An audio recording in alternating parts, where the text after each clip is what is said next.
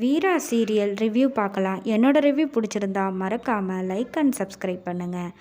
ராமச்சந்திரன் ஹாஸ்பிட்டலில் இருக்கார். ராமச்சந்திரனுக்கு உள்ள ஹாஸ்பிட்டலில் ட்ரீட்மெண்ட் போயிட்டுருக்கு. வள்ளி வந்து என்ன ஆச்சு அண்ணனுக்கு இப்படி ஆயிடுச்சு அப்படின்னு சொல்லி ரொம்ப ஃபீல் பண்ணி வீராட்ட அழுதுட்டுருக்காங்க. அந்த நேரம் டாக்டர் உள்ள ராமச்சந்திரன் கண்ணை கொஞ்சம் கொஞ்சமாக முழிக்கவும், நீங்கள் ரெஸ்ட் எடுத்தால் சரியாயிடும், நீங்கள் இப்போ நல்லா இருக்கீங்க, கொஞ்ச நேரம் ஒரு 1/2 மணி நேரம் அப்சர்வேஷனில் இருந்துட்டு நீங்கள் போகலாம் அப்படிங்கிற மாதிரி சொன்னோன்னே டாக்டர் வந்து வெளியில் யாராவது 2 பேர் மட்டும் உள்ளே போய் பாருங்கள், அவர் நல்லா இருக்காருன்னு சொல்லிடுறாரு.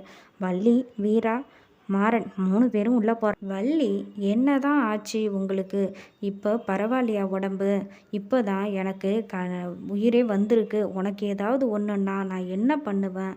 நீ இல்லாமல் என்னால் இருக்க முடியும்னு நினச்சியா அப்படின்னு சொல்லி வள்ளி ஃபீல் பண்ணி அழுதோன்னே வீரா வந்து நல்லா இருக்கீங்களா அப்படின்னு கேட்டோன்னே, எனக்கு என்னம்மா, நான் நல்லா தான் இருக்கேன் அப்படிங்கிற மாதிரி சொல்லிடுறாங்க. அதுக்கப்புறம் யாராவது 2 பேர் தான் இருக்கணும் அப்படின்னு நர்ஸு வந்து சொன்னேனே, வீரா நான் வெளியில் போயிடுறேன், நீங்கள் 2 பேரும் இருங்கன்னு சொல்லிட்டு வெளில போயிடுறாங்க. அந்த இடத்துல மாற ராமச்சந்திரன்ட்ட, என்ன பெரிய சண்டியர்னு நினப்பா இவருக்கு, இவர் எதுக்கு சண்டைக்கெல்லாம் போகிறாரு? இந்த வயசான காலத்தில் போனது தான் போனார், ஏதாவது ஒரு ஆயுதம் எடுத்துக்கிட்டு இனிமேலாச்சும் போக சொல்லுங்கள், இல்லைனா யாராவது ஒருத்தவங்களை கூட கூப்பிட்டு போக சொல்லுங்கள், இவருக்கு இந்த வயசில் சண்டைலாம் தேவையா? ஏதாவது ஒன்றுன்னா ஏன் மேலே பழி விழும் அப்படிங்கிற மாதிரி சொல்லிடுறட்டு வெளியில் போயிடுறாரு. அதுக்கப்புறம் பாத்தியா வள்ளி, எப்படியெல்லாம் இவன் பேசுகிறான் பாரு, என்னன்னு அவனை பற்றி உனக்கு தெரியாதா? ஓன் பாசம் எனக்கு தெரியும். அன்னைக்கு மாறனுக்கு கத்தி குத்தி பட்டப்ப நீ எப்படி கதறி அழுத, நீ வந்து அப்படியே பிடிக்காதது மாதிரியே நடிப்ப, மாறன் மேலே உனக்கு ரொம்ப உயிர்னு எனக்கு தெரியுண்ணே அப்படிங்கிற மாதிரி அந்த இடத்துல சொல்கிறாங்க. அதுக்கப்புறம் வெளியில் போன மாறனும் வீராவும், இப்போ உனக்கு சந்தோஷமா வீரா? எல்லாம் உன்னால் என்ன?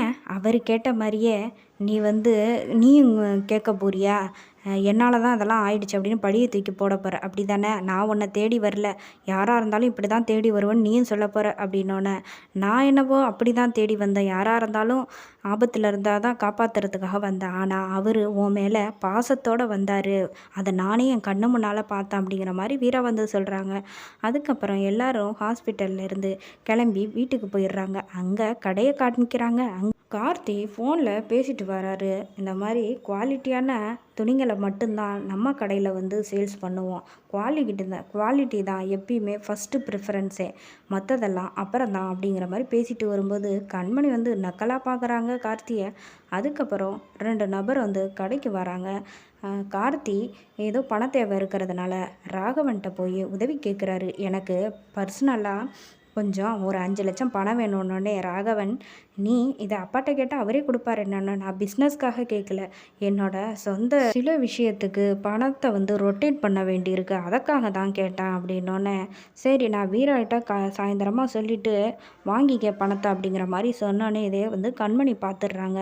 அதுக்கப்புறம் ராகவன் அந்த புதுசாக வந்திருக்க ஒரு ஃபேமிலிகிட்ட வந்து கடையில் ட்ரெஸ் எடுக்க வந்தவங்கள்ட்ட பேசிகிட்டு இருக்காங்க. அந்த இடத்துல ராமச்சந்திரனை கேட்டோன்னே, அப்பா ஏதோ வந்துட்டார் அப்படின்னோடனே, வாங்க அப்படின்னு சொல்லி, என் 2 பொண்ணுக்கு உங்கள் கடையில் தான் உங்கள் கையால் தான் புடவை எடுத்தோம், அதே மாதிரி இவளுக்கும் கல்யாணம் வச்சுருக்கோம், நீங்கள் உங்கள் கையால் எடுத்து தரணுன்னே ராமச்சந்திரன் எடுக்க போகிறாரு. மணியோ, நீங்கள் எல்லாம் இந்த வேலையை செய்ய வேணாம், வேறு யாராவது செய்ய சொல்லுங்கள் அப்படின்னோன்னே, பரவாயில்லம்மா, இந்த நிலமையிலேருந்து தான் இப்படி நான் ஆயிருக்கேன் அப்படின்னு சொல்லிட்டு அவரே வந்து புடவையெல்லாம் எடுத்து கொடுக்குறாரு.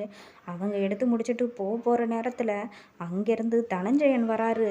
அந்த யூனிஃபார்மை எடுத்து ராமச்சந்திரன் மூஞ்சிலே விட்டு எறிகிறாரு. வந்து துணி வந்து பட்டோன்னே ராமச்சந்திரனுக்கு ஒன்றுமே சொல்ல முடியாமல் கடகடத்து போயிடுறாரு.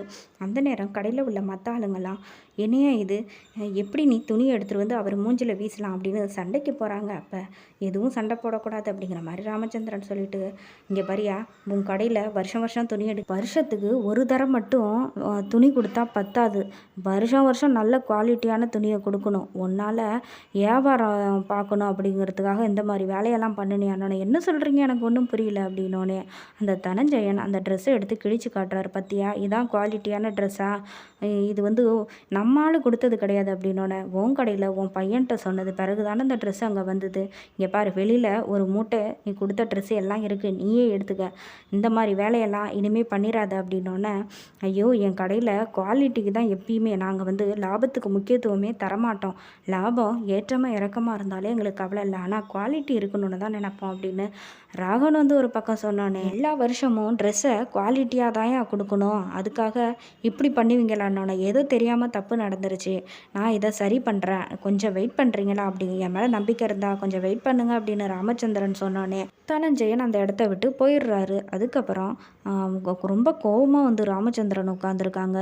வீரா, மாறன், கார்த்திக் 3 பேரும் வெளியில் போயிட்டு சிரிச்சுக்கிட்டே உள்ளே வராங்க. கார்த்தி அந்த யூனிஃபார்மை எடுத்து பார்த்துட்டு கடையில் உள்ளவங்கள்ட்ட, இது என்ன யூனிஃபார்ம் இங்கே எப்படி வந்து அதுவும் கிழிச்சு போட்டிருக்காங்களே, யார் பண்ண வேலை அப்படின்னோடனே கண்மணி, எப்படியா ஒரு லோ குவாலிட்டியான துணியை கொடுத்துருக்கீங்க, அந்த ஆள் வந்து மாமா மூஞ்சில் துணியை விட்டெறிஞ்சு கண்ணா பின்னாடி பேசிட்டாரு, அவர் இந்த மாதிரி அசிங்கப்பட்டு இருக்கவே மாட்டார் இது வரைக்கும் அப்படின்னோடனே, நான் அந்த மாதிரி எதுவும் கொடுக்கலையே, குவாலிட்டியான துணியை தானே கொடுத்தேன் அப்படின்னோடனே, இங்கே பாரு கார்த்தி, உனக்கு பணம் வேணும்னா நீ கேட்டிருக்கலாம், அதுக்காக இப்படி ஒரு வேலையை பண்ணியிருக்க, இதெல்லாம் ஏமாத்துற வேலை தெரியுமா அப்படின்னோடனே கண்மணியை வந்து இதை திட்ட ஆரம்பிக்கிறாரு. இங்கே பாருங்கள், உங்களுக்கு ஒன்றும் தெரியாது, பேசாமல் இருங்கன்னொன்னே, ஏதாவது கேள்வி கேட்டால் நீ வாய் அடைக்கிறதே சமாளிக்கிறதே உனக்கு வேலையாக போச்சாடா அப்படின்னு ராகவன் வந்து சொல்லும்போது, கண்மணி நீங்கள் வந்து ஏமாத்துகிற வேலை பார்த்துருக்கீங்க, இப்படியெல்லாமா ஏமாற்றுவாங்க காசுக்காக வேண்டினோன்னா, நீ உங்களுக்கு எதுவும் தெரியாது, நீங்கள் இதுக்கு மேலே பேசுனீங்கன்னா உங்களுக்கு மரியாதை அவ்வளோதான், நான் நல்ல ட்ரெஸ்ஸாக தான் கொடுத்தேன்,